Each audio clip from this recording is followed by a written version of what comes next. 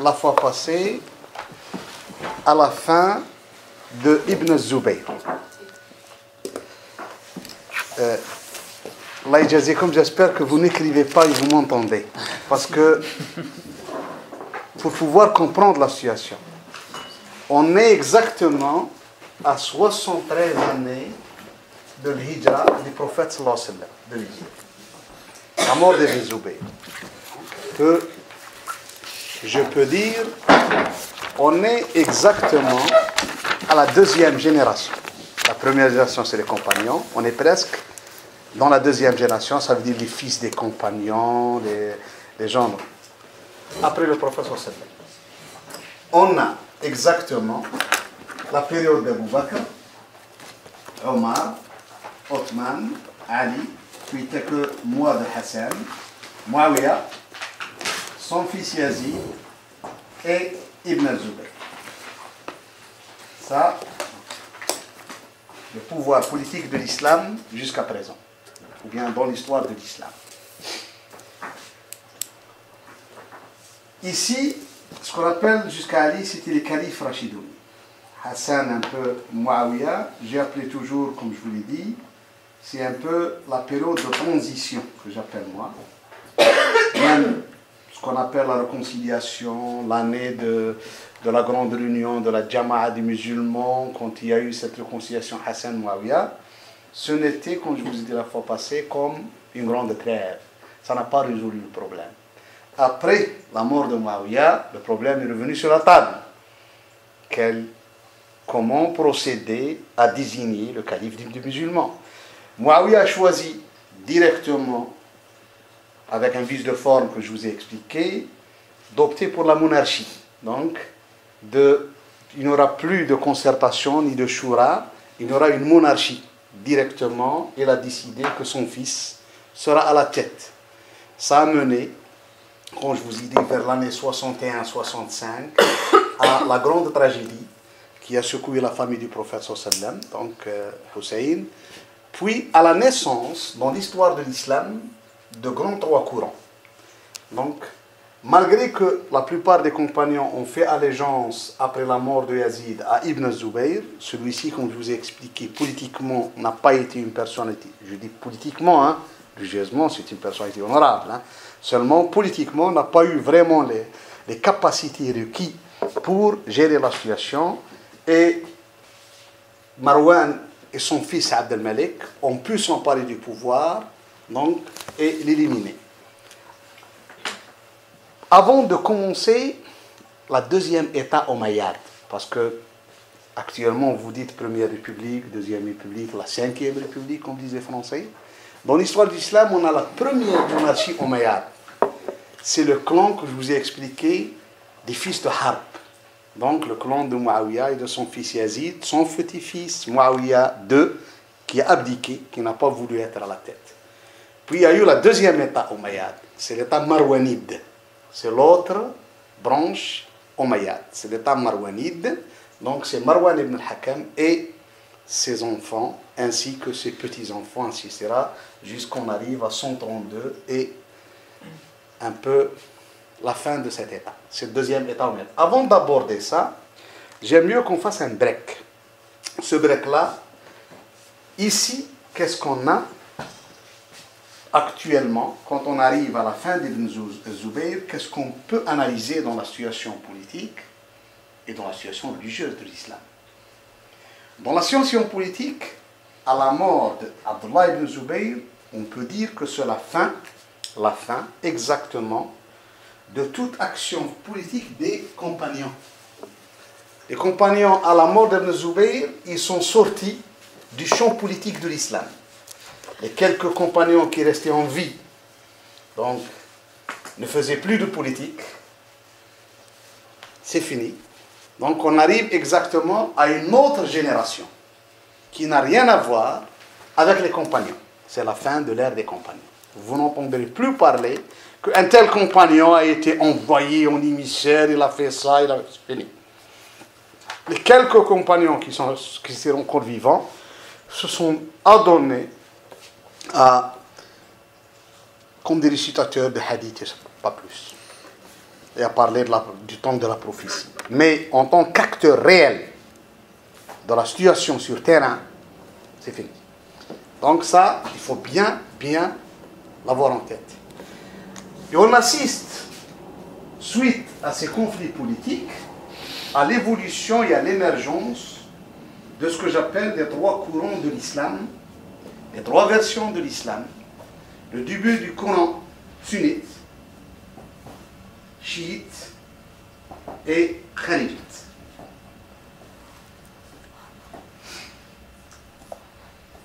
C'est entre 60 et 73 qu'on voit ces trois-là. Le courant sunnite a deux ou trois choses essentielles. La première, que la désignation du califat, ce n'est pas le pouvoir dans l'islam, ce n'est pas un pouvoir théocratique, ni divin. On n'a aucun testament prophétique qui dit que tel ou tel sera le calife. Donc ça a été que les musulmans de l'époque, les compagnons, ont pris une décision donc suivant ce qu'ils ont vu.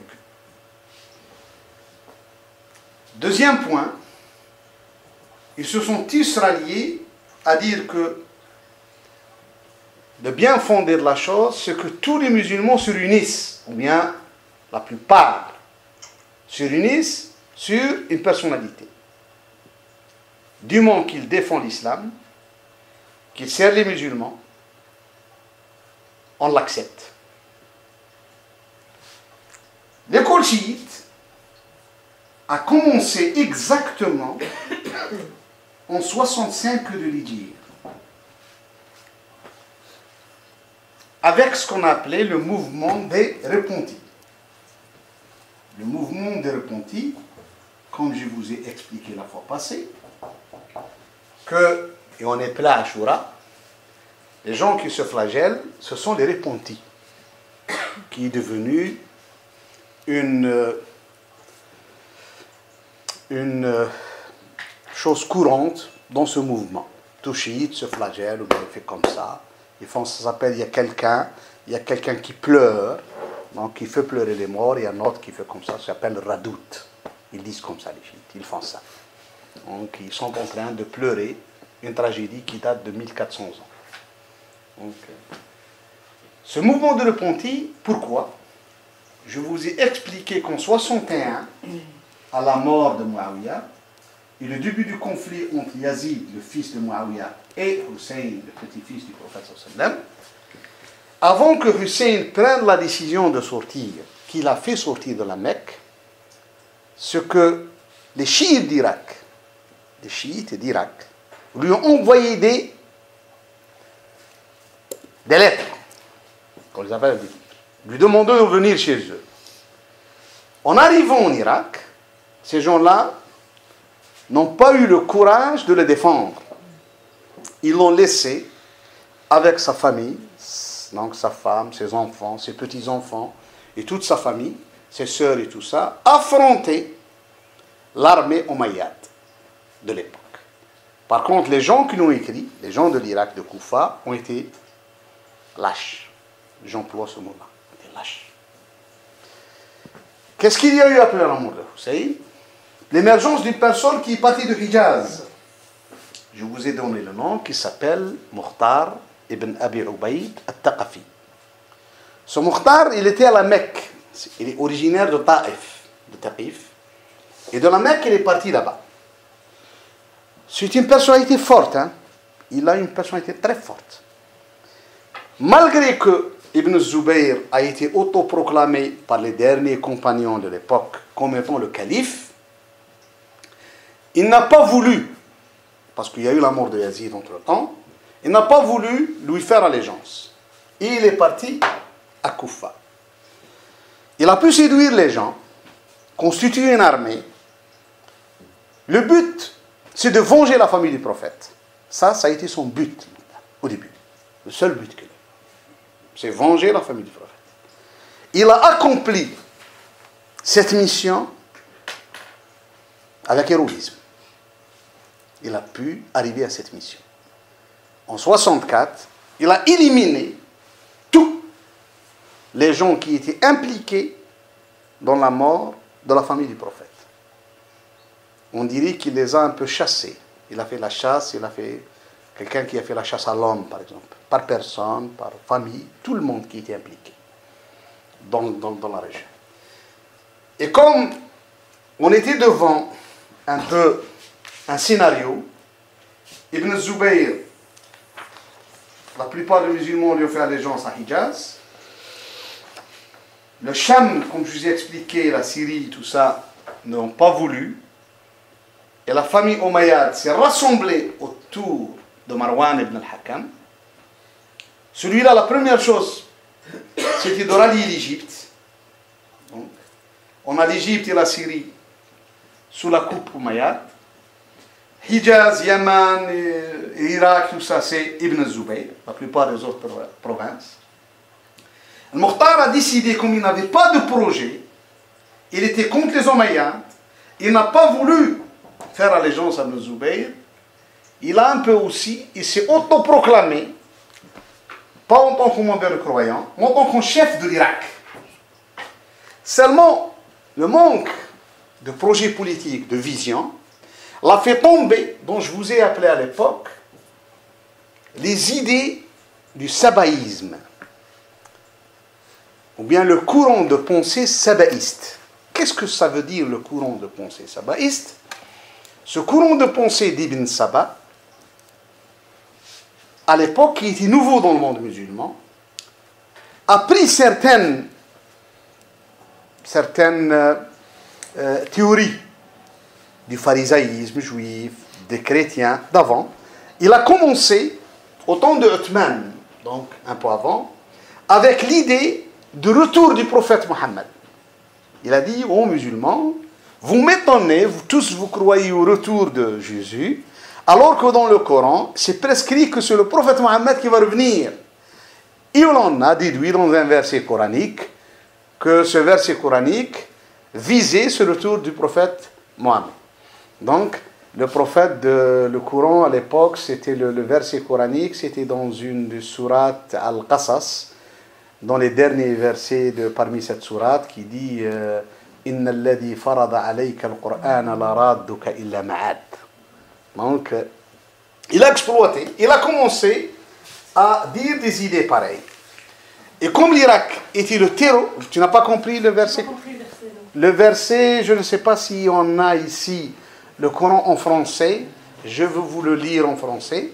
C'est quelle sourate? C'est sourate Al-Qasas. Mais il n'a rien à voir avec le retour du prophète. Non, je veux savoir comment lui, il l'a interprété parce que Allah, il dit au prophète que tu vas partir et puis tu vas revoir la Mecque aussi, revenir à la Mecque. L'arabe de Kaïla Ma'ad, ça veut dire que tu vas revenir à la Mecque. C'était au fond de quand il y avait le voyage vers Médine, le Hijra. Donc, Allah Azza wa Jalla a dit au prophète que t'inquiète pas, tu vas revoir la Mecque. Tu vas revenir. Inna alladhi farada alayka al-Qur'ana la radduka illa ma'ad. Donc ça, c'est le verset coranique. Alors lui, comme les musulmans à l'époque en Irak, c'était des nouveaux, ils n'ont pas ce bagage religieux et tout ça. Il a commencé à propager de telles idées. Il a commencé par ça, puis il a propagé deux autres idées essentielles qui ont fait un peu le nid du chiisme dans le monde. La première, c'est la place de l'imam. Avec cette idée de là, la première fois où on entend parler de ce qu'on appelle Al-Mahdi dans l'histoire de l'islam, c'est au temps de Mukhtar, a été le premier à dire aux gens, dans une lettre ouverte, qu'il a reçu une lettre de la part du Al-Mahdi. Il a nommé qui était le Mahdi. Il a dit Al-Mahdi Muhammad ibn al-Hanafiya. Qui est ce Muhammad ibn al-Hanafiya? C'est le frère de l'imam Hassan et de l'imam Hussein, mais sa mère n'est pas Fatima. C'est le fils de l'imam Ali, mais pas de Fatima. Donc, il a dit donc, celui-là, les gens se sont étonnés, il l'a autoproclamé, et il y a eu toute une confrérie chiite qui s'appelle Al-Kaysaniya, Allah, c'est l'une des premières confréries chiites vers la fin du 1er siècle de l'Hégire, qui est presque sûr que l'imam al-Mahdi, c'est Mohammed al-Hanafiya, et même qui n'est pas mort, qui est dans une montagne, ils attendent son retour. Donc ça a été une première idée qui a été propagée par Al-Mukhtar en Irak. La deuxième idée, c'est un peu élever le rôle de l'imam, en commençant par donner une version sur l'imam Ali un peu trop. Que l'imam Ali, par exemple, est dans un nuage, que l'imam Ali, quand il a soulevé la porte à Khaybar, c'est une autre force. Un peu une dimension surhumaine. Donner à l'imam une dimension surhumaine. Avec ces idées-là, il a invoqué ce qu'on appelle à l'époque le problème de la chaise. Qu'est-ce que ça veut dire le problème de la chaise? Arfat al-Thaqafi est allé le voir, lui a dit, écoute, Mukhtar, on a trouvé une chaise que l'imam Ali utilisait. Ça c'est sûr, hein? C'est fort possible que oui. Puis lui, il l'a élevé dans ces bagarres, donc quand il y a eu les batailles, il a élevé cette chaise, il dit à ses adeptes, cette chaise est entre nous comme le tabout qui était chez les fils d'Israël, que Allah a mentionné dans Surat Al-Baqarah, فيه تابوت من ربكم وبقية مما ترك آل موسى وآل هارون تحمله الملائكة. Et c'est là où les compagnons disent, oh, c'est un menteur celui-là. Et c'est pour l'appeler le menteur. Et moi je trouve que la personne n'avait pas de projet politique. Au début, c'était venger la famille du prophète. Mais pour avoir un projet politique, il faut avoir des idées. Donc on a commencé à inventer. Ici, il y a eu un peu tous les ragots. Donc, que ce soit les ragots zoroastriens, que ce soit les ragots dans d'autres religions, que ce soit les ragots de certains musulmans, on les a rassemblés, on voulait faire. Et c'est ça, on assiste à ce mouvement des repentis. Le mouvement des repentis, ces gens-là se sont un peu fait un peu de l'auto... quelqu'un qui... Non. Quelqu'un qui a toujours un problème de conscience. Il commence à faire de l'auto... Eh oui, se culpabiliser. Donc, on a une responsabilité, on a ça. Eh bien, se sont tous rassemblés, les gens de Koufa, qui ont écrit. Ils sont allés à la tombe de l'imam Hussein. Ils ont pleuré. Vraiment pleuré.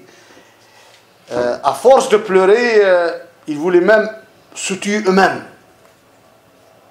Donc, et c'était le mouvement des repentis qui a commencé à faire ça chaque année, et le début du chiisme, donc, avec ce mouvement-là.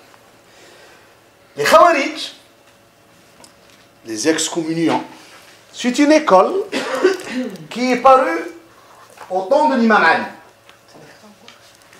C'est une école politique. C'est pour ça, il faut avoir une base dans votre tête. Que le politique a joué son rôle dans l'histoire de l'islam. Et même dans le façonnement de l'islam. Le politique a eu un rôle. Donc c'est pour ça, dans nos études, il faut qu'on essaye de dire, écoutez, l'islam comme ça. Il y a comme ça. Ça, c'est Allah. Ça, c'est politique. Attention. Je ne sais pas si vous me comprenez. Il faut savoir dissocier ce que nous est demandé par Allah Azza wa Jal, ce qui a été ajouté. Donc nous, Allah ne va pas nous demander des comptes. Hier, avec les frères, Younes était présent, on a eu un travail des compagnons. On a posé la question, c'était en arabe. Hein. Et bien, ça a chauffé. Écoutez, ça a chauffé. Toi, tu es parti, mais ça a chauffé après toi. Non, c'est pas moi. Non, c'est pas toi. C'est pas lui. Mais avec le groupe, il était présent. Il a entendu les gens. C'est la première fois qu'ils entendent quelque chose de pareil. Quand j'ai dit, écoutez, l'islam, il est représenté par le Coran et la Sunna du prophète. Il y a le côté historique. Quand je parle des côtés historiques, comment les gens se comportaient envers ces versets, envers ça. Il y a beaucoup de gens qui nous voient rentrer ce côté historique dans la charia. Oh là là là là, il faut dissocier. Et ça, ce qui a été fait par une personne comme Abu Hanifa à son époque. Il a dit, écoutez, peut-être les compagnons, parce qu'ils ont vécu cette période, je peux à travers eux comprendre les textes. Mais ceux qui viennent après le compagnon n'ont rien. Pourquoi moi j'ai commencé à les... Comment on dit, à les... Pas vraiment de me vénérer, des fois à que... Sacraliser. Je ne peux pas dire, écoute, même à discuter, il y a des gens qui disent, tel cheikh? Non, c'est, oh, et ton cheikh n'est qu'un cheikh. On peut discuter avec lui, on peut lui poser des questions, on peut savoir comment il a déduit ça, comment il est sorti. Ce n'est pas le prophète. Et les musulmans sont rentrés dans cette sacralité. On a commencé par sacraliser les personnes, puis les avis, puis on a sacralisé ceux qui ont côtoyé les compagnons, puis les autres, puis, jusqu'on sacralise actuellement. Demain, n'oubliez pas, peut-être on va sacraliser des imams de Bruxelles. Alors, oh, Cheikh Tel a dit, oh, Cheikh Tel, il a dit. Qu'est-ce que j'en ai à foutre? Ça, c'est son idée. Hein. Moi, je peux discuter avec lui. Il n'a pas la vérité absolue. Donc ça, hier, ça a été, je l'ai bien expliqué en arabe plutôt, parce que j'ai plus le verbe en arabe qu'en français. Non, je reviens juste pour ça. Je termine cette école-là, puis je laisse les questions. L'école kharijite, quand elle a commencé, c'était sur des bases politiques. La première chose qu'elle a pris, elle a pris des positions religieuses suivant des bases politiques. L'imam Ali est devenu kafir chez les Khawarij. Pourquoi l'imam Ali est kafir? Parce qu'il a accepté de se soumettre à l'arbitrage. Quand il y a eu le problème. Ça, se soumettre à l'arbitrage, c'était une position politique. Une réflexion politique. Ijtihad siyasi. Qui le fait entrer ça dans la foi de la personne. Et puis, Uthman aussi. Pourquoi? Parce que il a commis des erreurs de donner, par exemple, à certains membres de sa famille des postes et tout ça. Ah, il est kafir. Donc, on arrive à gommer toute son histoire dans l'islam, tout ce qu'il a contribué dans cette religion, sa prière, tout ça, on le gomme, parce qu'il a fait un choix politique dont on voit, nous, que c'est une erreur. Et cette école est rentrée dans ce qu'on appelle ce labyrinthe de déclarer les gens suivant leurs appartenances ou suivant ce qu'ils ont fait de politique. Puis ça s'est posé une autre question chez eux. Un musulman qui tombe dans le péché. Un musulman qui tombe dans le péché. La fornication, la volée. Est-ce que c'est un musulman ou non? Ils disent non, ce n'est pas un musulman. Oh, ce n'est pas un musulman, oui. Plus grave encore, celui qui le croit musulman, lui-même n'est pas musulman. Celui qui ne le déclare pas apostat, lui-même devient apostat. Donc ça, c'est une école des Khawarij. Et elle existe, hein, jusqu'à présent. Elle existe seulement, elle a une autre couverture, sous d'autres couvertures. Des fois, on change, parce que, attention, il y a beaucoup de gens qui ont changé juste le logo et le sigle. Mais à l'intérieur, c'est la même réflexion. Moi, j'en connais beaucoup. J'en connais toute une école, actuellement, qui a changé de sigle, mais c'est une école khawarijite. C'est une école khawarijite. Moi, je comprends à quelle allusion vous faites, à quelle école. Mais est-ce qu'on ne peut pas dire que ça va plus loin que l'école dont vous parlez? Cette confusion entre le politique et le religieux, qui se retrouve dans l'islam politique en général, et pas que... Non, moi je ne parle pas de confusion de politique islam. Non. Younes, je parle des gens qui déclarent les autres non musulmans parce qu'ils ont fait des réflexions politiques pour eux qui est contraire, qui ne la voient pas. C'est ça les Kharijites. On devient Kharijite dès qu'on a une position en déclarant que Noureddin n'est plus musulman parce que Noureddin a pris une position politique appuyant tel ou tel projet. Lui, il voit que ce projet-là est bon pour le musulman. Au lieu d'aller négocier avec lui, non, on le déclare directement qu'il n'est pas musulman. Et si Abu Youssef dit que Nourdin est musulman, Abu Youssef aussi n'est pas musulman. Et ainsi de suite, et on y part. Et ça, c'est arrivé. Il y avait un compagnon, un fils de compagnon, qui les a rencontrés. Il a dit, qu'est-ce que vous dites dans Ali? Il a dit, quoi Ali, radiallahu anhu, c'est un grand compagnon. Ils l'ont tué. Toi, tu es aussi kafir. Il a dit. Et lui et sa femme. Il y a un autre qui est. Qu'est-ce que vous dites sur Uthman? Il a dit, c'est un compagnon. Voilà. Et t'étais-le. Tenez. Et là, il y a un autre qui était plus intelligent, troisième. Il a dit, toi, je ne suis pas musulman, moi. Il a dit, écoutez, je ne suis pas musulman. Je suis un chrétien qui demande la protection. Ils se sont vus, ah oui, il a dit, ça c'est dans le Coran, quand quelqu'un, un homme, il vous demande, protégez-le. Donc ils l'ont protégé jusqu'il a terminé sa vie. Il a dit, catégoriquement, il dit, écoutez, je ne suis pas de votre salade. Voilà, ça ne m'intéresse pas, je quitte. Ça a existé, hein. Ne rigolez pas, mais c'était la vérité. C'était une vérité historique. Tous les musulmans le savent. Donc, ça, c'est une école. Donc, ces trois écoles-là ont commencé. On les a vues, comme je vous ai raconté, pendant le siège de la Mecque par l'armée de Hajjaj ibn Yusuf. Donc, qu'est-ce qui s'est passé? Ibn Omar est intervenu en demandant à Hajjaj de laisser les gens faire le pèlerinage. Pendant ce pèlerinage, on a eu à Mina 4 grands rassemblements de Hajji. Le rassemblement de Hajjaj ibn Yusuf et ses amis, donc le rassemblement Omeyyad, le rassemblement de Ibn Zubayr, le rassemblement des gens maudits et le rassemblement de Najda ben Amr al-Hanafi, le chef des Kharijites. Hein? 4 alwiya, on les appelle. Donc 4 grands drapeaux. Donc chacun avait sa vision. Et ça, c'était un peu des visions politiques. Ça n'a rien à voir avec... Ça, c'était des visions politiques. Ça, c'est le début qui va donner la naissance de ces 3 versions à travers l'islam. Donc, ça, c'était le début. L'État omeyyade a pu unifier ce qu'on appelle le clan sunnite. Donc, ça, c'est 2. Le chiisme a poursuivi sa route. Et le chiisme ici, jusqu'ici, il était plus ou moins... il avait à l'époque, 2 écoles. Il y avait ces groupes d'Irak et tout ça, mais il y avait ceux de Médine. C'est la famille du prophète sallallahu alayhi wa sallam qui s'est installée à Médine.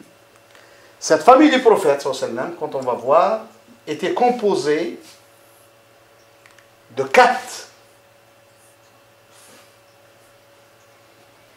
factions. La famille de Hassan, la famille de Hussein, donc la famille de Jafar ibn Abi Talib et la famille de l'Abbas ibn Abd al-Muttalib, l'oncle du prophète. Et c'était ça. Ça, c'était les 4 factions connues dans ce qu'on appelle la famille du prophète. Ils se sont tous installés à Médine. Un membre de cette famille, quand Abdelmalek ibn Marwan, en 73, a gagné la bataille, a déménagé de Médine vers une ville qui va être capitale dans l'histoire de l'islam, vers une région qui a eu son impact, comme on va voir, dans l'histoire de l'islam, au sud de la Syrie, pas loin de la ville de Daraa actuellement. Donc, c'est en Jordanie, mais à la frontière de la ville de Daraa, qui s'appelait Al-Humayma. Vous avez Damas ici, vous avez Médine ici. En descendant de la Syrie vers le Hijaz, actuellement l'Arabie Saoudite, vous êtes ici à Daraa, la ville de Daraa, donc le sud de la Syrie, à la frontière de la Jordanie, elle s'appelait Al-Qadam. Comme je vous ai expliqué, pourquoi Al-Qadam? Le mot Al-Qadam, c'est le pied. C'est là où les musulmans ont fait une mosquée c'était l'ancien souk de Bosra Sham que le prophète est venu avant la prophétie. C'est là où il a fait le voyage, cette région-là. Même il y a une mosquée actuellement, on l'appelle Al-Qadam. Ça, donc le pied, ça où le prophète a mis ses pieds dans cette région. Pas loin d'elle, à quelques kilomètres, un petit village qui s'appelle Al-Humayma. Al-Humayma. C'est là où cette famille, Ali, le fils d'Abdullah ibn Abbas, s'est installé ici. Et on va voir, il était très, très intelligent en s'installant ici. Cette famille a pris le pouvoir et c'est elle qui a fait chuter les Omeyyades ici. Souvenez-vous. Et on va y arriver. Ali ibn Abdullah ibn al-Abbas. C'est comme le jour, c'est lui qui l'a fait nommer sur Ali ibn Abi Talib. Il a nommé Ali, c'est le dernier fils d'Abdullah ibn Abbas, Ali ibn Abdullah ibn Abbas. Donc, c'est installé ici. Ces autres factions sont restées à Médine. La faction de, il faut que je vous explique, la faction de Hassanite était Hassan, le fils de Hassan. Il faut bien, le fils de Hassan, c'était Hassan, yani Hassan, fils de l'imam Hassan.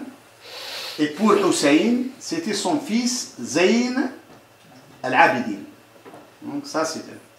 Par contre, Mohammed ibn al-Hanafiya, donc l'autre frère, son fils Abu Hashim, est installé à Taïf, pas loin de la Mecque. Tout ça jouait un rôle. Hein? Abu Hashim, le fils de Mohammed ibn al-Hanafiya, donc le frère de Hassan et Hussein, s'est installé à Taïf, au sud de la Mecque. Abdullah ibn Ja'far, le cousin, son fils, s'est installé à Médine. Donc, voilà la famille du prophète. On se pose toujours cette question. Quand une personne me dit, par exemple, que l'imam, j'ai dit 7 branches, pourquoi n'a pas eu l'imama? Elle est sortie complètement. Pourquoi n'a pas fait allégeance? Si vraiment il y a quelque chose de testament prophétique. Comme ça, non? Il faut lire l'histoire comme ça. Si il y a un testament du prophète au sein de cette famille, que c'est l'imam Ali après le prophète, et après l'imam Ali, c'est l'imam Hassan. Après l'imam Hassan, c'est son frère l'imam Hussein. Après l'imam Hussein, c'est son fils Mohammed al-Sajjad, comme on l'appelle, Zayn al-Abidin. Après Zayn al-Abidin, c'est son fils Mohammed al-Baqir. Après son fils, c'est son fils Ja'far al-Sadiq. Et ainsi de suite, jusqu'on arrive au 12e imam. Je dis, ça a été une révélation prophétique qui a été donnée à tel imam. Bien. Hassan ibn al-Hassan, Hassan, le fils de Hassan, il a été, comme je dis le mot en arabe, mu'asir, contemporain. Il a été contemporain de Zayn al-Abidin. Abu Hashim, le fils de Mohammed ibn Hanafiya, il a été contemporain de Zayn al-Abidin. Abdullah ibn Ja'far, il a été contemporain de Zayn al-Abidin. Ali ibn Abdullah ibn al-Abbas, contemporain de Zayn al-Abidin. Pourquoi ils lui ont pas fait allégeance?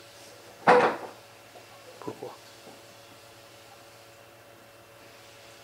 Cette famille, parce que Zayd, le fils de Zayn al-Abidin, il y a eu Mohammed, il y a eu Zayd.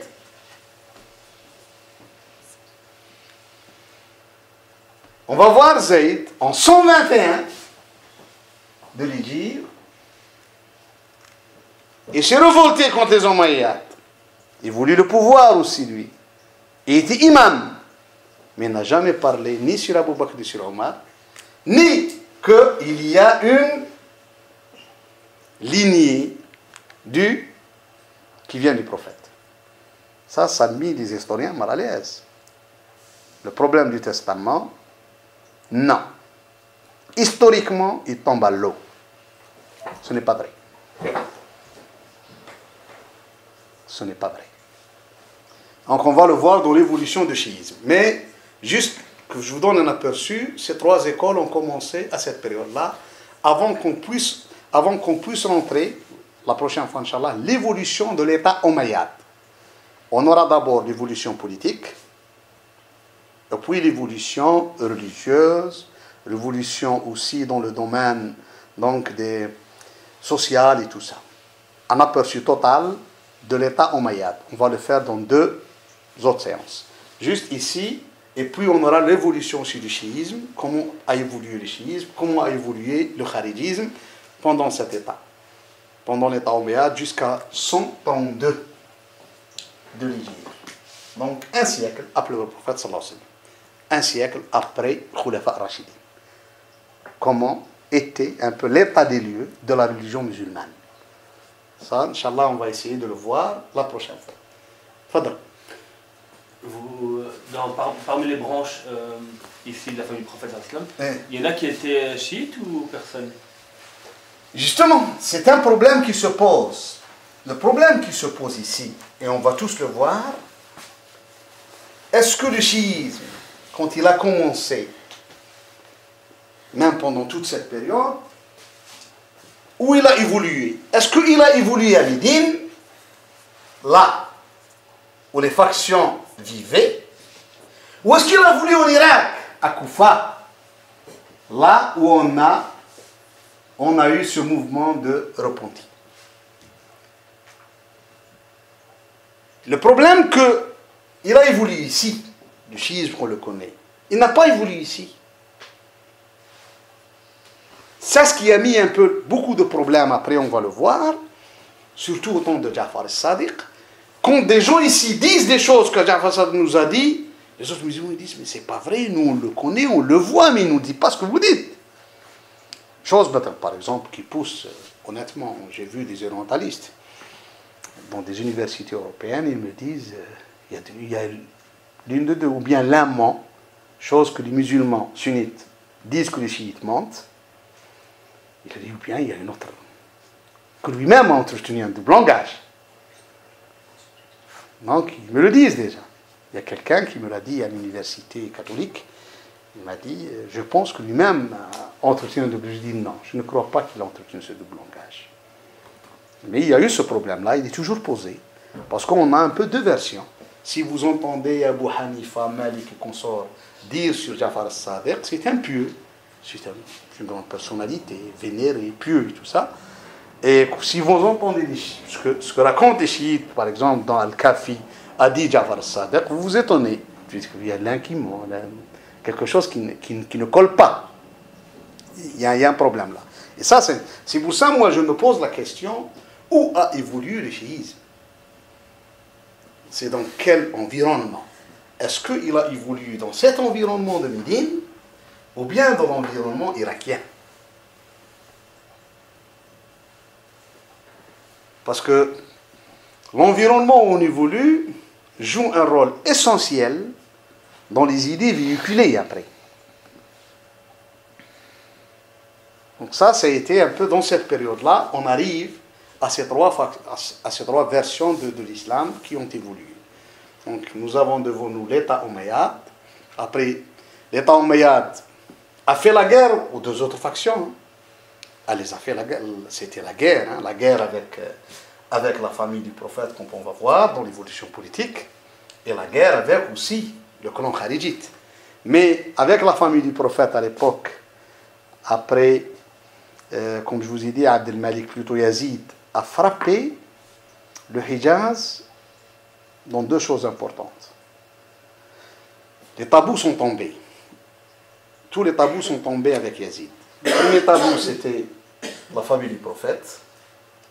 Deuxième tabou, c'était Médine. Médine, avec sa population qui est descendante des compagnons. Les gens de Médine, c'était les descendants des Muhajiroun et l'Ansar des compagnons. Waqat al-Harra, c'était le massacre. Et puis, le bombardement, comme je dis, catapulté à Kaaba. Donc ici, c'est fini. Quand on est arrivé à ça, c'est, comme on dit, c'est pas les tabous, dont les lignes rouges ont été franchies. En arabe, on dit al-khutut al-humr tajawazat. Donc les lignes rouges, il n'y a plus de lignes rouges. Donc pour le pouvoir, pouvoir omeyyade n'avait plus de ligne rouge. C'est pour ça, les compagnons, en voyant que les choses sont arrivées là, avec l'assassinat d'Ibn Zubayr, un peu, les derniers des compagnons se sont retirés de la vie politique. On n'entend plus parler d'eux politiquement. Je le dis, politiquement. Ils savent que quelqu'un qui est au pouvoir, le pouvoir lui-même, il est corrupteur. Quand on est au pouvoir, c'est difficile de faire des... Il est difficile le pouvoir. Attention, il y a beaucoup de gens qui courent derrière le pouvoir, comme quelqu'un qui court à sa perte. Hein. Quand on est au pouvoir, c'est difficile. Et le pouvoir, c'est comme quelqu'un qui boit du vin, commence à mal discerner les choses. Je ne sais pas comment on l'emploie en français, quelqu'un qui titube quand il est sous. C'est comme ça le pouvoir. Le pouvoir un peu, c'est... Il y a secret dans la vie. Secret, comment on l'appelle? L'ivresse. Quelqu'un qui tombe en état d'ivresse, il y a beaucoup de sortes d'ivresse. Hein. Il y a l'ivresse, par exemple, de l'argent. Quand on a beaucoup d'argent, on ne discerne plus. Hein. On croit que tout est permis parce qu'on a de l'argent, l'ivresse. Sakrat al-mal. Il y a sakrat al-mashyakha. Il y a des jeunes à l'âge de 25-30 ans, il a quelques adeptes, il connaît quelques hadiths, lui aussi il tombe dans l'ivresse, il se croit un grand imam, un grand mufti, un grand mujtahid qui peut donner des... Il y a beaucoup de gens qui passent de YouTube, mais c'est... je n'ai vu, moi. Il y a beaucoup de gens, donc parce qu'il est dans l'ivresse, il n'y a pas quelqu'un qui écoute. Il lui dit, écoute, assis-toi un peu, vas-y, apprendre au lieu de donner des fatwas. Mais c'est l'un des problèmes de la religion musulmane. Et je dis, c'est l'un des problèmes de la religion musulmane. C'est mettre fin à ces choses-là. C'est pour ça, à une certaine époque dans l'histoire de l'islam, on va le voir, il était interdit de mettre des fatwas en tant que jeune. Hein. On ne t'accepte pas. Il faut que tu passes par le circuit habituel des grands ulama et tout ça, qui te donne cette crédibilité. Ça s'appelait al-ijaza, qui te donne ce droit d'émettre des fatwas. Parce qu'ils avaient peur. Ils disent qu'avoir cette honorabilité de s'adresser aux gens, d'être sur le mimbar et de mettre des fatwas, ce n'est pas facile si vous n'êtes pas équilibré.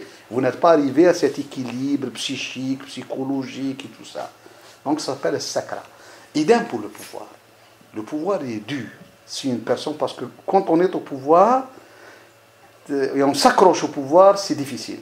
Et dans l'islam, ça c'est arrivé. Il faut être clair, honnête avec nous-mêmes. Il ne faut pas dire, nous les musulmans, on ne peut pas faire ça. On l'a fait. Et ça a existé à travers nos histoires. Notre histoire, il ne faut pas dire aux gens que c'est blanc comme neige. On n'a pas commis des erreurs. On a commis beaucoup de bonnes choses, mais aussi beaucoup de mauvaises choses. Parce qu'on est des êtres humains. Pas plus. On est des êtres humains. Et je vous ai dit dans le Coran, ça a été clair. Il dit, Bal antum basharun mimman khalaq. Vous êtes parmi ceux qui a créé. On est des êtres humains avec nos tentations. Pourquoi Allah Azza wa Jal, je me souviens, quand on va voir l'évolution du chiisme, cette élever les imams à la summum, mais donner aux imams cette infaillibilité, que l'imam est infaillible. L'infaillibilité n'a pas été, elle a été donnée seulement aux prophètes. Pourquoi? Quand je lis le Coran, dans Surat Ali Imran, il y a un verset qui parle de ça. Allah Azza wa Jal dit sur l'Anbiya, sur les prophètes, il dit ما كان لبشر أن يؤتيه الله الكتاب والحكمة ثم يقول للناس كونوا عبادا لي من دون الله. Donc, il y a une tentation. Ici, on voit cette tentation humaine chez les gens. Que Allah a enlevé des prophètes. Il a dit, donc, ils sont infaillibles dans ce point-là. Il a dit, une personne, s'il aura ce pouvoir que les gens l'entendent, ce pouvoir de légiférer sur leur vie. Parce que un prophète, ce qu'il légifère sur notre vie, il parle au nom de Allah. Faites ceci, faites pas cela. Il a un peu un pouvoir sur notre comportement, sur nos vies. C'est pour ça qu'Allah dit, écoutez, il ne peut jamais dire aux gens, soyez mes serviteurs à moi, c'est moi le créateur. Il ne peut pas le dire. ما كان من يؤتيه الله الكتاب والحكمة ثم يقول للناس كونوا عبادا لي من دون الله ولكن كونوا ربانيين بما كنتم تعلمون. Le Coran. Et c'est pour ça il nous montre que Yawm al-Qiyamah, le jour de la résurrection, il nous montre un dialogue. Ce dialogue, c'est entre Allah tabaraka wa ta'ala et Jésus et Isa ibn Maryam. Où Allah lui demande juste, est-ce que c'est toi qui as dit aux gens que je suis Dieu? أأنت قلت للناس اتخذوني وأمي إلهين من دون الله. C'est le but de nous dire ça. La réponse de Jésus, il a dit non. Je n'ai pas dit ça. J'ai dit ce que vous m'avez demandé de dire. Et s'ils ont fait quelque chose, c'était après moi. Quand je lis dans l'histoire d'évolution du christianisme, j'arrive par exemple à la Trinité. Elle m'a été dite officiellement dans les écoles. C'était un grand débat au IIIe siècle, après Jésus, qui a un peu fait balancer les choses vers la Trinité. Donc il y avait aussi l'idée, une grande discussion sur Tabi'at al-Masih, sur la nature de Jésus. Ça a été une grande discussion qui a duré un siècle, hein, pour qu'on tranche et dire que il y a Jésus, Marie et tel autre, comme on dit, la Trinité. Donc il y a eu ça, c'était un peu, quand on dit ça, il y a eu, j'en ai vu une fois un copte, j'ai discuté avec lui, il m'a reconnu, il m'a dit oui, ça a été 3 siècles après. Donc, et c'est important en lisant ça. Pourquoi les chiites ont fait élever un imam qui n'est pas prophète, même s'il est parmi cette famille prophétique, au rang d'être un infaillible? En quoi il est infaillible? Une question. Oui. L'infaillibilité des prophètes, c'est une infaillibilité qui est limitée quand même. Oui, elle est limitée. Elle est limitée. Parce que... Fait tablir. Oui, voilà. Comme ça, tablir. Ça s'appelle dans l'islam ma'soumun fi tablighi an Allah. Ça veut dire, il ne va pas dire aux gens que je suis Dieu. Il ne va pas... Mais bien au niveau religieux. Oui, il ne va pas, par exemple, calomnier ou mentir sur Allah Azza wa Jal. C'est ça, fi tablighi an Allah Azza wa Jal. Pour l'autre, il va lui dire, ça c'est fi tablighi an Allah. Merci. Enfin, je dis parce qu'on a... Non, merci. Ce que vous avez dit est vrai. Donc, il ne faut pas voir... Il peut aussi faire des erreurs. Et, oui. Et Allah s'est servi des erreurs. C'est ça, pour corriger tout ça. Non, c'est tablir. Ça, c'est la limitation. Comme ça. Donc, moi, je me suis... Il y a des jeunes qui disent, oui, le prophète sallallahu alayhi wa sallam, il était parfait. Mais c'est pas très juste de dire ça. Non, il faut dire que ma'soum fi tablir. Comme ça. C'est comme ça ce qu'il s'est dit. Donc, on arrive ça, en lisant l'évolution des chiismes, quand est-ce qu'il y a eu ce mot d'infaillibilité? Donc à l'année, c'était en 127, où le mot infaillibilité d'imam est paru dans l'histoire de l'islam. Pas avant. Donc, l'évolution ne s'est pas faite à Médine, elle s'est faite ici, en Irak. Chose qui prouve que les gens de Hijaz, où il y avait les premiers siècles de l'islam, n'ont pas adhéré au chiisme comme il a été conçu en Irak. Malgré qu'ils avaient de l'amour pour cette famille, qu'ils l'ont défendu, qu'ils ont payé le prix avec. Et on va le voir avec le soulèvement de cette famille contre l'autre faction abbasside en 136. En 136, cette famille aussi s'est soulevée. On va le voir. Donc, malgré ça, les gens de Médine ont payé le prix avec, mais n'ont jamais dit ce qui a été dit ici.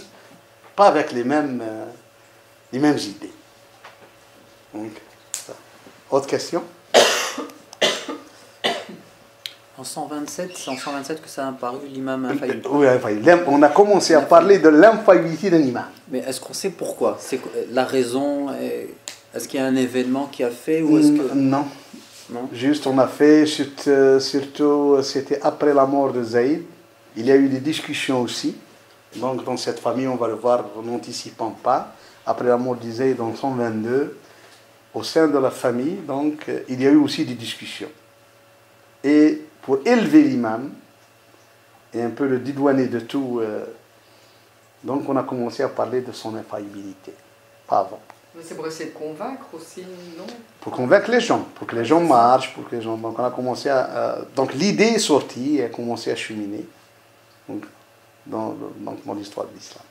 Donc ça c'est dans l'évolution du chiisme, on va le voir. Mais d'abord, avant de rentrer dans l'évolution, on va voir l'évolution de l'État omeyyade politiquement au temps d'Abd al-Malik et de ses 4 enfants. Donc avec Omar ibn Abd al-Aziz au milieu. Donc ça c'était ce que j'appelle l'âge d'or de cette famille. L'âge d'or de cette famille, puis le déclin de cette famille avec les petits-fils. Donc l'âge d'or c'était Abd al-Malik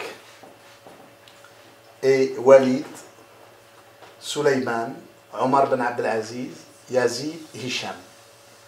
Ça c'était l'âge d'or qui a eu beaucoup aussi de bienfaits dans l'histoire de l'islam, des erreurs, mais beaucoup de bienfaits, il faut le reconnaître. Puis c'était le déclin de cette famille, donc les 10 dernières années. C'était une chute vertigineuse, hein, une chute étonnante après la mort de Hisham. Et c'était le Walid ben Yazid qui a commencé en 122, mais c'était un peu une chute vertigineuse 132. En 10 ans, l'État a chuté donc, sous les coups de la famille abbasside, donc du clan de la famille du prophète, mais c'est le clan abbasside, ce n'est pas le clan talibite.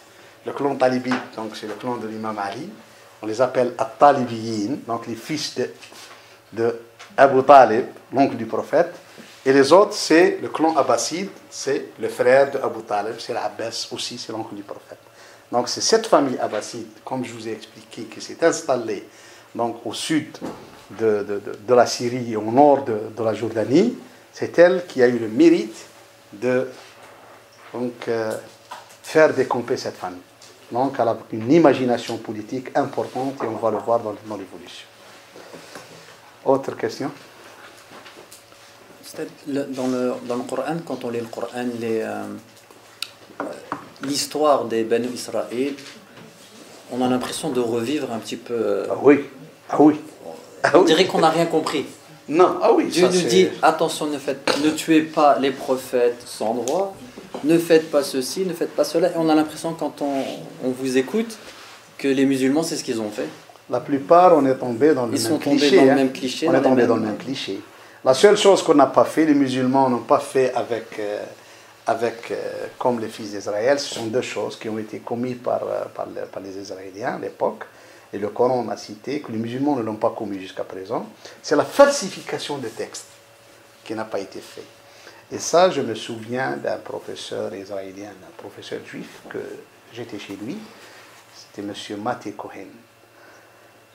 Et devant moi, il a reconnu, il a dit, effectivement, il a dit, nous avons dans l'histoire du pharisaïsme, le début donc, il nous a dit que la Torah, par exemple, la Mishnah, n'a pas été écrite juste. Les musulmans l'ont écrit juste après le prophète. Donc en 20 ans, ils n'ont pu avoir tout le texte, alors que chez eux, ça a pris beaucoup de temps. Ça a commencé presque 3 ans après Moïse. Et il a dit le problème, c'était, il a employé le mot en hébreu, neveyin. Neveyin, c'est parce que l'hébreu est proche de l'arabe. Hein. Neveyin, c'est nebi'in, quand on dit nous en arabe. Et c'est la première fois que j'ai entendu un professeur juif, il me dit que chez nous, actuellement, pour réussiter l'hébreu, on va voir les mots arabes, les racines des mots arabes, parce que c'est la même langue, c'est la langue sémite. Il dit on va voir chez les arabes et essayer de prendre le même mot avec donc, la connotation hébreu. C'est la mère des langues arabes, des langues actuellement, c'est l'arabe, la mère des langues sémites. Et c'est une des langues qui reste. Toutes les langues qui étaient au temps de l'arabe sont parties. Il n'y a plus de langue qui a vécu au temps de l'arabe. Mais l'arabe, elle reste parce qu'il y a le problème du Coran. Donc les musulmans entretiennent le Coran et cette langue restera éternelle, presque jusqu'à la fin des temps, avec l'islam lui-même.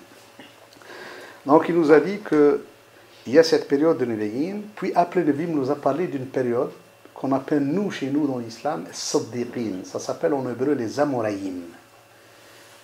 Il nous a dit, il a employé le mot d'arabe, tushran. Tushran, ça vient du mot arabe turjuman. Un tushran, c'est quelqu'un qui écrit, je crois, il nous a dit, il nous a parlé, il m'a dit, on les appelle des tushrans. Et c'est là, il nous a dit, il y a eu beaucoup de falsifications.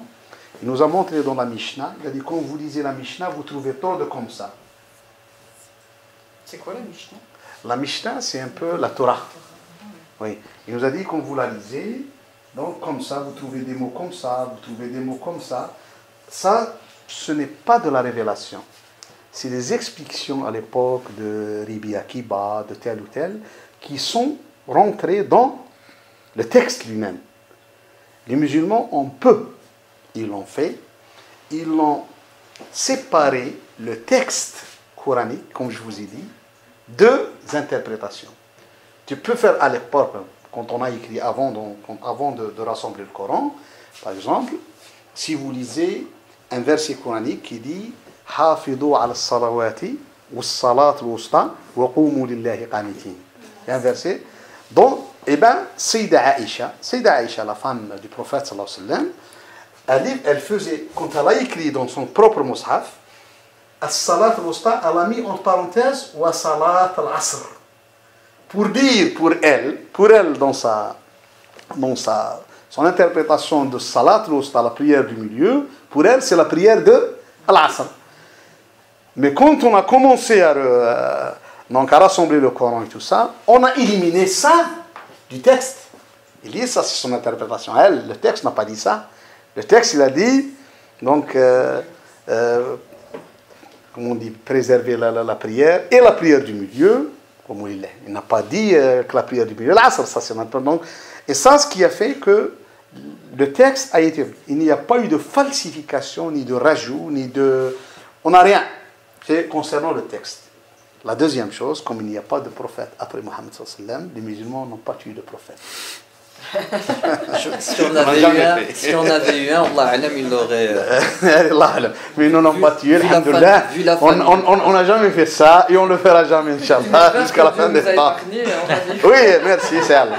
Mais à part ça, les autres clichés, c'est les mêmes. C'est les mêmes. Et c'est pour ça, vous avez raison, quand Ibn Abbas il dit, le Coran, il y en a 20. Il a dit, il y en a un tiers du Coran, l'un tiers du Coran qui parle des fils d'Israël. Juste pour nous dire aux musulmans, ne faites pas la même erreur. Donc, juste pour nous dire, ne faites pas les mêmes erreurs. Essayez de, parce que n'oubliez pas qu'Allah Azza wa Jalla aussi a vénéré dans le Coran les fils d'Israël. Quand il a dit, وَتَمَّتْ كَلِمَةُ رَبِّكَ الْحُسْنَى عَلَى بَنِي إِسْرَائِيلَ بِمَا صَبَرُوا. Donc ça c'est aussi il y a eu de la vénération d'un côté. Aussi parmi il a dit Allah Azza wa Jalla quand il dit وَكَأَيٍّ مِّن نَبِيٍّ قُتِلَ مَعَهُ رِبِّيُّونَ كَثِيرٌ.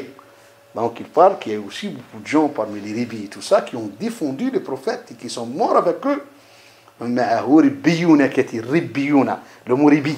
Le mot ribi, c'est comme disent jusqu'à présent, il existe. Hein? Ribi Jacob, ribi. Donc ribbiyoun, c'est le mot ribbiyoun mu'allimoun. Les gens qui inculquent la sagesse aux gens. C'est le mot coranique. Donc,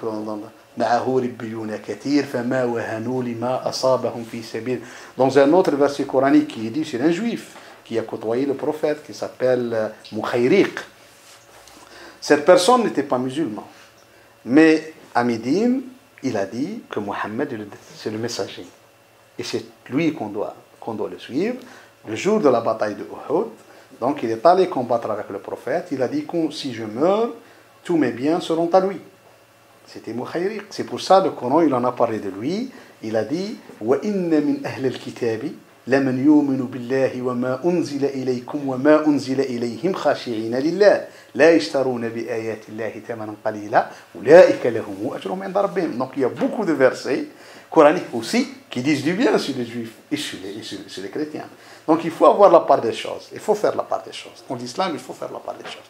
Moi, quand je lis des fois un verset coranique sur les chrétiens qui dit dans le Coran وَلَتَجِدَنَّ أَقْرَبَهُمْ مَوَدَّةً لِلَّذِينَ آمَنُوا الَّذِينَ قَالُوا إِنَّا نَصَارَى ذَلِكَ بِأَنَّهُمْ مِنْهُمْ قِسِّيسِينَ وَرُهْبَانًا وَأَنَّهُمْ لَا يَسْتَكْبِرُونَ. Et des fois, je me demande aussi à certains amis chrétiens, écoutez, ce verset doit aussi vous interpeller. Hein. C'est un verset coranique.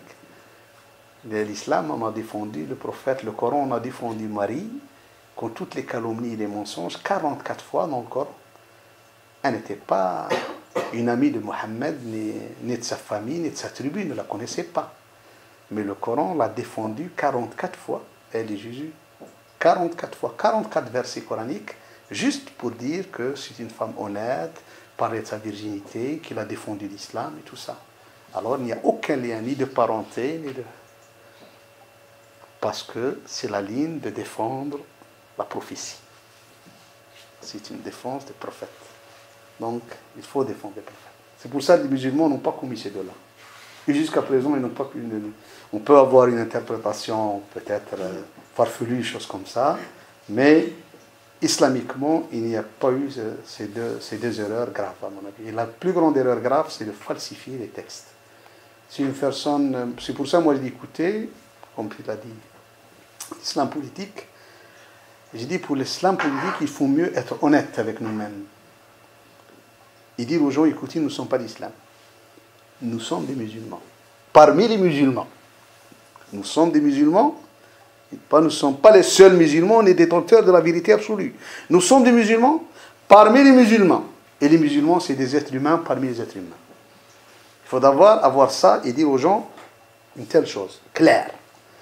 Et si je parle d'un projet politique, tel ou tel projet politique, mon projet politique à soumettre aux gens, ce n'est pas une vérité absolue, ce n'est pas une révélation, c'est une réflexion de ma part. Si l'islam politique arrive à dire ça aux gens, il réussira. Il réussira, il convaincra les gens. Mais s'il ne fait que vendre des illusions, l'islam est la solution, comme ça, oh, l'islam. Et oui, l'islam ou al-hal, ça. Et on va le voir. On va le voir sur le terrain. Attention, si tu es en train de calomnier, de dire des choses sur l'islam, que c'est pas vrai. L'islam t'a demandé de les dire. Donc il faut avoir le courage ça de un peu dire voilà ce qu'Allah demande aux gens, et voilà ce que nous, en tant que personne, on a. Donc les gens ne sont pas obligés de nous suivre en tant que personne. Ne sont pas obligés. Allah ne va pas les interroger sur nous, ce qu'on a dit. Allah les interrogera sur lui, ce qu'il a dit. Donc, c'est pour ça, la seule chose qu'on vous donne, moi j'espère un de ces jours que je laisse une trace à Bruxelles dans ma vie, c'est de donner à des jeunes comme vous ces outils de réflexion. D'avoir la réflexion d'être des hommes libres. Libres, juste aussi libres, en connaissant les textes. Parce qu'il faut scinder, comme j'ai dit hier, entre les textes et l'évolution historique des musulmans à travers leur approche du texte. Et je peux vous en donner des centaines et des centaines d'exemples. Il ne faut pas être pessimiste, cher. On a, alhamdoulilah, maintenant un parti qui prône la charia, on doit être content, non? Il ne sait même pas ce que ça veut dire la charia. Je t'assure, il ne sait même pas ce que ça veut dire la charia. Je le défie. S'il sait ce que ça veut dire la charia, je le défie. S'il sait ce qu'il dit, qu'est-ce que c'est que la charia? Il y a beaucoup de gens qui parlent beaucoup de choses, juste pour caresser les gens sur le sens des poils. Moi, en Belgique, musulman, la charia, je rentre avec le mushaf dans le monde. Pourquoi tout ça? Tu veux quoi? Tu veux dire quoi aux gens? Quel est le message que tu vas envoyer à nos concitoyens en Belgique? Nous sommes dans un pays, nous sommes des citoyens de ce pays-là. Nous avons des concitoyens qui ne sont pas musulmans. Si moi je lève, voilà, je veux prôner, comme vous avez dit, l'application de la charia. D'abord, j'aurais voulu, au lieu de... Oh, la charia. Assis-toi. Qu'est-ce que c'est que la charia? J'aurais voulu que des personnalités belges, et j'espère rencontrer des professeurs d'université que je connais, je vais dire, écoutez, si vous connaissez vos politiciens, vos partis politiques, j'appelle un peu. Appelez-le. Faites-lui une conférence de presse. Et monsieur, vous prenez, qu'est-ce que c'est que la charia? Qu'est-ce que vous voulez que tous nos concitoyens, musulmans, non musulmans, qui vivent dans ce pays-là, qu'est-ce que vous leur prônez? Quel est votre projet politique? C'est le Coran, la philosophie du Coran. Tu lis le Coran? Qu'est-ce ce qu'il a dit. Ils viennent, hein. Vous parlez de... Viens, ces professeurs-là, ils me donnent... je veux rédiger pas mal de questions, il dit, va voir. Ils connaissent ce qu'ils disent. Non. Il faut qu'on soit clair, net. Faut pas... Je n'aime pas ça. J'aime mieux que les gens soient honnêtes avec eux-mêmes. Il est en prison, il va faire la dawa en prison. Il est tout content. On peut savoir de qui vous parlez parce que... Non, il y a deux à mon avis. Il y a deux. Il y a le sunnite qui est en prison. Il y a le chiite qui a été élu. Non, okay. Vous êtes les deux. Il y en a les deux. Oui, c'est un chiite qui a... Les gens ont tous voté. Moi, ce qui me fait plus peur Enfin, ils n'ont pas tous voté, c'est que quand même il a eu des voix. Moi, c'est ça qui me choque. C'est sa communauté. Ah, peut-être. C'est sa communauté. C'est pas sa communauté. Non, c'est la communauté. C'est la communauté communautariste. Tu sais, il y a une chose importante. Avoir 1700 voix, la chose a été travaillée. C'est la communauté chiite qui l'a eu lieu à Bruxelles, à Molenbeek, à Anderlecht. La communauté chiite, ici, oui, c'est un chiite. Ici à Bruxelles, elle est bien. C'est Anderlecht et Molenbeek. Oui, surtout à Anderlecht. Ils sont bien implantés là-bas et tout ça, c'est eux qui ont voté pour lui. Et les deux sont chiites? Les deux sont chiites. Même l'autre de Bruxelles Midi, Bruxelles Mille, qui a lui et sa femme Bakali, tout ça aussi est chiite. C'est un clan. Parce qu'il n'y en a qu'un qui dit qu'il est chiite, mais qui ne le dit pas. pas. Non, c'est chiite. Ils le connaissent, les gens. Ils le connaissent. Tu sais, à Bruxelles, c'est difficile de passer inaperçu. Tout le monde connaît tout le monde. C'est un grand village. Généralement, au stade, les minorités fonctionnent bien. Non. Je te donne une autre chose. Ce n'est pas les minorités. Parce que nous, les sunnites, on ne fonctionne pas bien. Tu sais pourquoi? Merci. On n'a eu jamais cet esprit communautaire. On ne peut pas. Donc, je le vois au Liban, je le vois partout. Les musulmans, en Irak. Pourquoi? Parce qu'on n'arrive pas... on n'est pas communautariste. On n'a pas cette mentalité de minorité. Parce que la minorité, la mentalité, il faut la voir, il faut la voir par le temps. Moi, je l'ai vu en Algérie. On a au moins toute petite communauté de 100 000 personnes qui vivent au sud du pays de l'Algérie, dans la vallée de Mzab. Là-bas, ils sont appelés les Bini Mzab et tout ça. C'est les plus riches d'Algérie, c'est la communauté mouzabite, la plus riche d'Algérie, tout ça. C'est des grands commerçants. Mais c'est une mentalité kharijite, c'est des kharijite ibadites. Eux, ils sont en Algérie, ils sont dans la montagne de Nefoussa en Libye, ils sont à Oman, c'est eux, c'est le rite principal, les Ibadites à Oman. Ils sont à Zanzibar, en Tanzanie. Ils sont dans l'île de Djerba, en Tunisie. Je les côtoyés en Algérie parce que dans ma ville, c'est eux qui tenaient les commerces, les grandes bazars et tout ça. Mais c'est une mentalité. Leur mosquée, leur cimetière, aucun lien. Ils te vendent, tu n'auras même pas sa zakat. Tu meurs devant, tu n'auras même pas une goutte d'eau. Et les gens ils disent, oh il est avare, c'est un mouzabite. Non, alors que moi, quand j'ai commencé à lire, c'est pas de l'avarice, il y a eu une fatwa. Une fatwa parce qu'ici, il y a eu l'évolution politique, il y a l'évolution du fiqh. Et tu trouves des fatwas par exemple qui disent à un chiite ou à un kharijite, il est interdit de donner de la zakat à un sunnite. Et tu ne te donneras jamais un sou. Hein. Et ainsi de suite. Donc, ça, c'est des fatwas. Donc je dis, écoutez, ça c'est quelque chose qui date de loin, qui a constitué toute une, comment on dit, une pensée, aql, comme on dit, aql, un cerveau qui pense de cette façon. Par contre, les sunnites, ils croient rassembleur de tout le monde. Donc c'est pour ça qu'ils n'ont pas cette... Donc ça, s'il y a eu un mot d'ordre, ça c'est pour vous dire, la personne a gagné, oui, il a eu 1700 voix, il même peut-être plus, parce que... Mais le problème pour moi, c'est le pourquoi. Est-ce qu'il est le temps maintenant que quelqu'un dise, c'est de la provocation de dire je rentre avec le... Pourquoi? C'est ça que je lis. Est-ce que ça c'est fils Abilillah? Eh bien croyez-moi, je vous le dis, prenez-la comme étant une loi. Il n'y a pas en politique de fils Abilillah. Attention, il ne faut pas qu'on se joue de vous. En politique, il n'y a pas de fils Abilillah. Cache.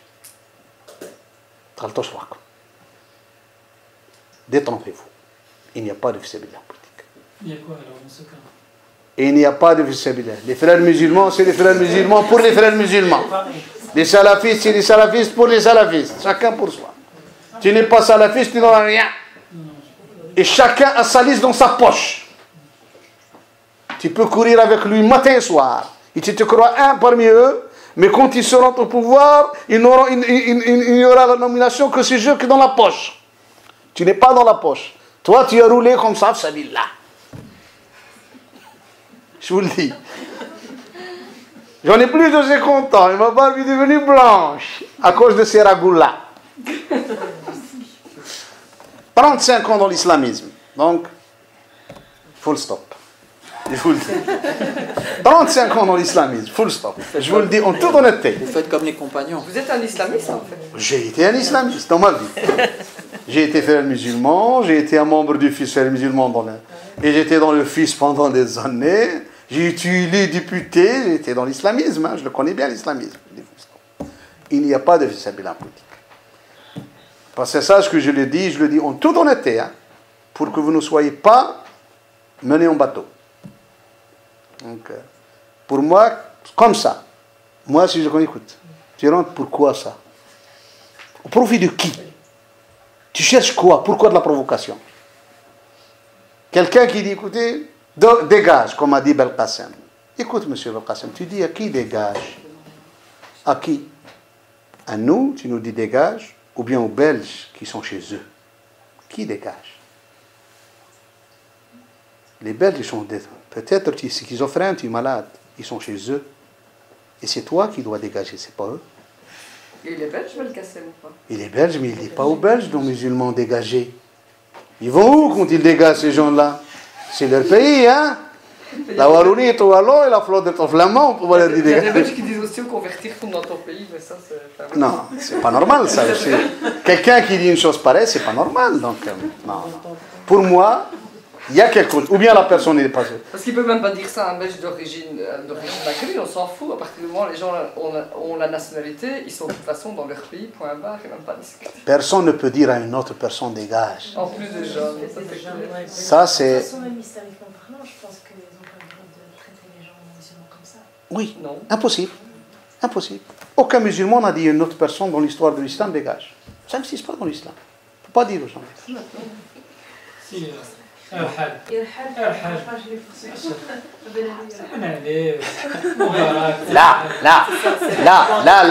ça c'est de la métaphore. Ça c'est de la métaphore. Ça, irhal du pouvoir.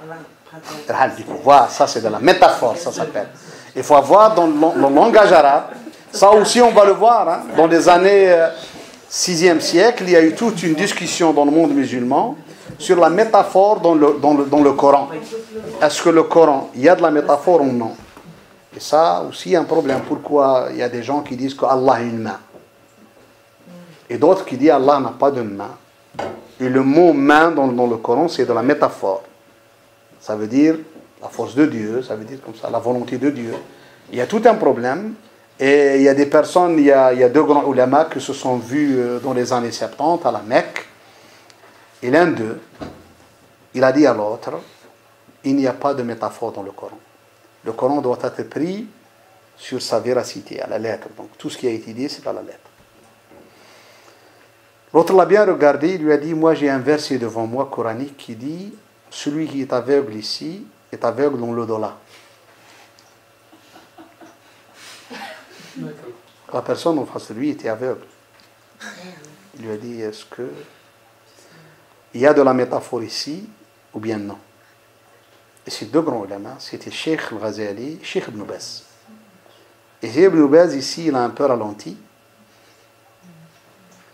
Parce que si on prend la lettre, ça veut dire que lui-même sera aveugle dans l'au-delà.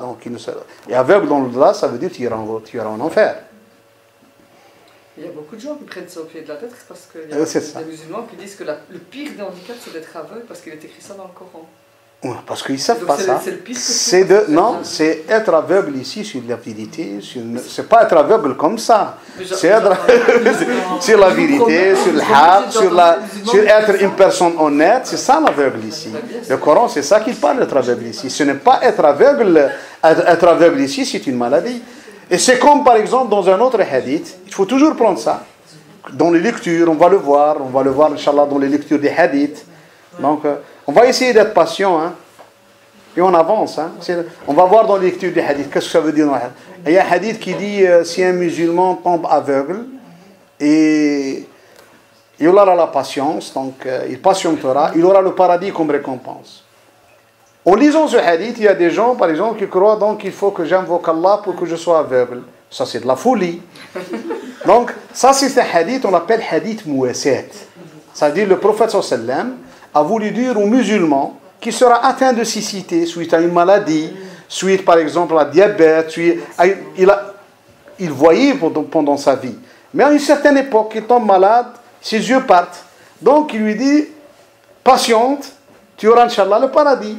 Pas plus. C'est un peu de la... Ça s'appelle muwasat. C'est pour apaiser quelqu'un qui ne tombe pas nerveux, parce que sinon il va être nerveux. C'est ça l'idée. Donc c'est ce que j'appelle la lecture dans le hadith. La lecture dans les versets. Parce qu'il y a le tafsir. Il y a la lecture. C'est pas le... Quand il y a eu les compagnons, je vais terminer avec ça, les compagnons ont fait une réunion. Omar prenait toujours avec lui Ibn Abbas. Ibn Abbas qui était jeune par rapport aux grands compagnons. Même parmi eux, ils voyaient pourquoi pas leur fils. Pourquoi pas Omar appelle Abdullah ibn Abbas alors que eux, leurs fils, ils ont le même âge. Pourquoi ils ne les appellent pas? Une fois, Omar a posé une question à tous les compagnons. Abdurrahman ibn Aouf, Abu Ubaida Amr ibn al-Jarrah, Ali ibn Abi Talib, tout le monde était présent. Il a dit, qu'est-ce que vous pensez de Surat Ida ja'a nasrullahi wal fath? Donc, Surat al-Fath, la victoire. Chacun a donné sa version. Et le dernier, c'était Ibn Abbas. Comme il était le plus jeune, tous les grands ont parlé. Omar s'est tourné vers lui, il a dit, et toi, qu'est-ce que tu penses, Ibn Abbas? Il a dit au commandeur de croyants, je pense que cette sourate a été, comme on dit, quelque chose de précurseur qui annonce aux musulmans, oui, prémonitoire, qui annonce donc aux musulmans la mort du prophète Mohammed sallallahu alayhi wa sallam. Peut-être tous les compagnons ont fait comme ça. Et Omar il a dit, et je suis du même avis. C'est ça la vraie avis. Donc ça s'appelle la lecture ici. Donc ce n'est pas le tafsir ne dit pas ça. Mais quand tu lis pourquoi, tu trouves ça. C'est pour ça des fois on se demande pourquoi, même dans le Coran. Allah par exemple, il y a un verset qui a été révélé à la Mecque. Ou bien à Médine, au 3e année. Il y a un autre qui a été révélé 4 ans après. Le prophète dit, mettez-le l'un après l'autre. Donc, vous avez compris? Donc ça, le prophète disait ça parce que c'était l'wahi. C'était Allah Azza wa Jal. Donc, pour moi, il faut se demander, il faut lire dans ça. Il faut lire dans ça. Pourquoi on les a mis? Ça s'appelle les lectures. D'abord, je m'excuse pour le retard que j'ai eu cette fois. Donc, je m'excuse infiniment. J'espère qu'on a passé une bonne heure. Barakallahu fikum wa jazakumullah khair. Donc, on se verra, Inch'Allah, dans 2 semaines. Et j'espère, Inch'Allah, qu'on sera à l'heure. On va commencer avec l'évolution politique de la 2e monarchie omeyyade, la monarchie de Marwanide. Inch'Allah.